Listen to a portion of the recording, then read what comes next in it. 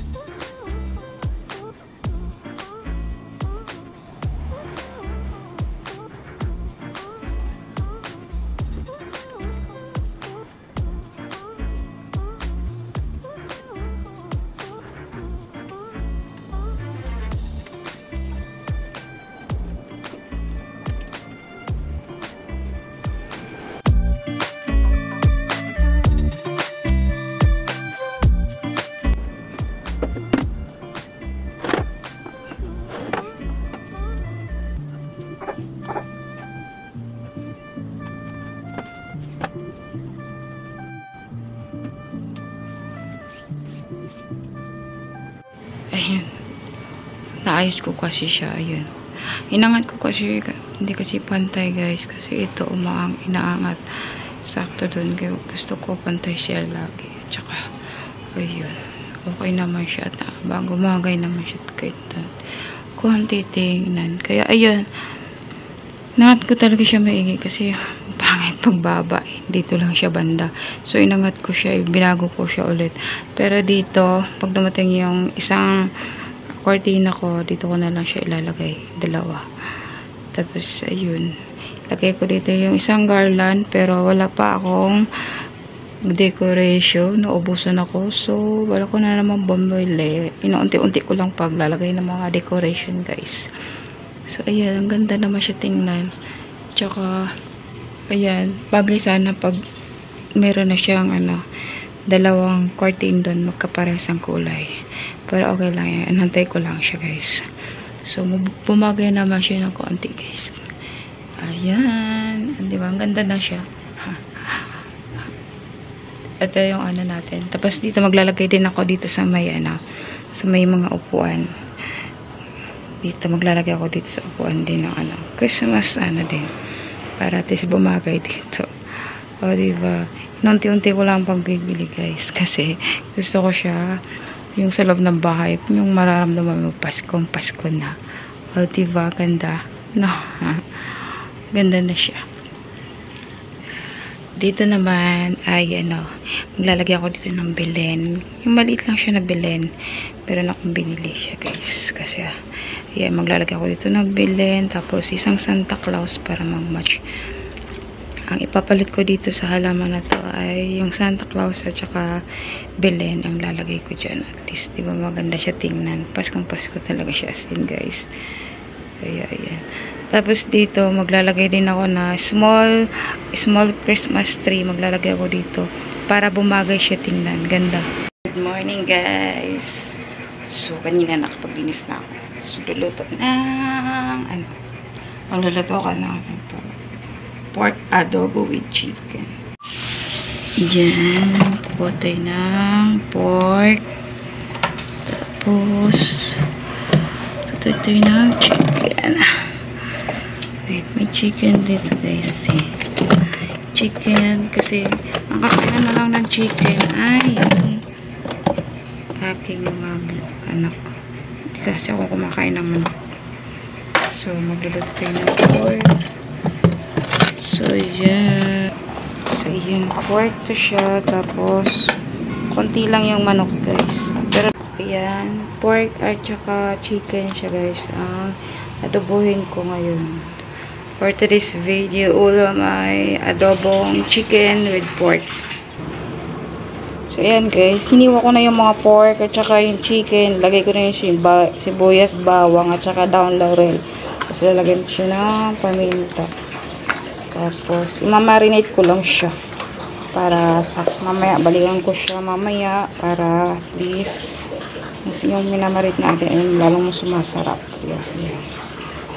Tapos, lagyan ko siya na kaunting suka.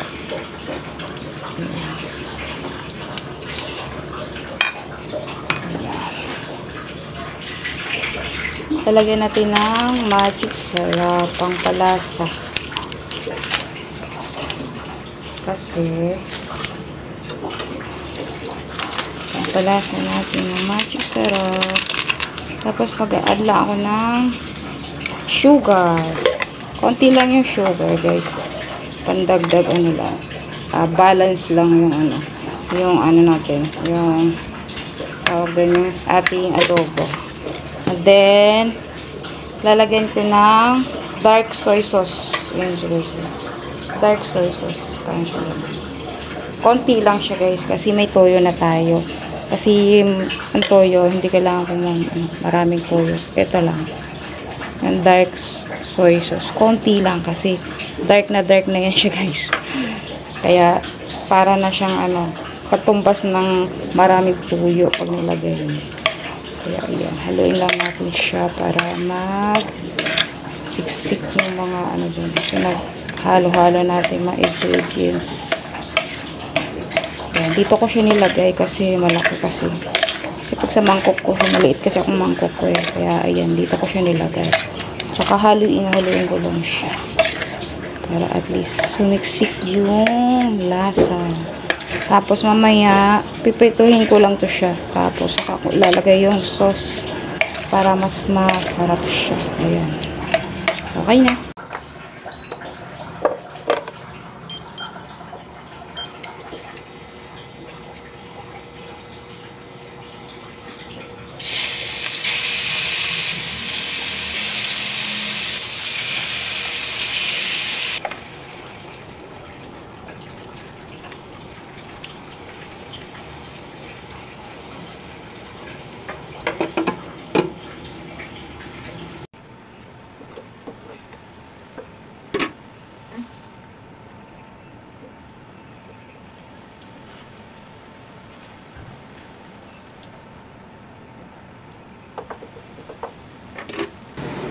Iyan ko lang siya. Pag nawala na yung sabaw niya, at saka nagamantika na siya, so saka ko ilalagay yung pinamarinate ko kanina, guys.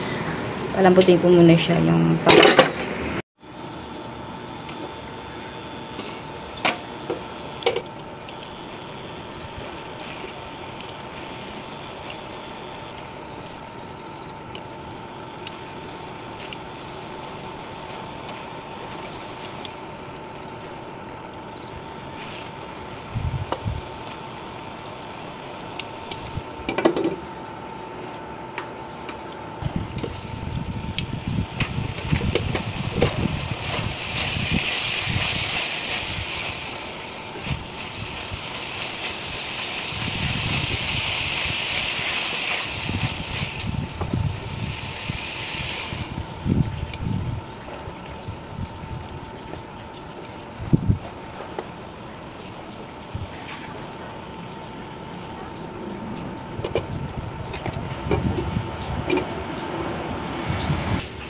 Ayan, palambutin na lang natin siya, guys, yung karne, tapos yung chicken niya.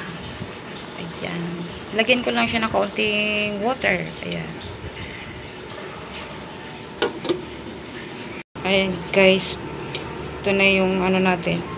Pork adobo with chicken. Kaya, ayan. Kanina, pinatay ko to siya kanina. Kasi gawa ng interview kami.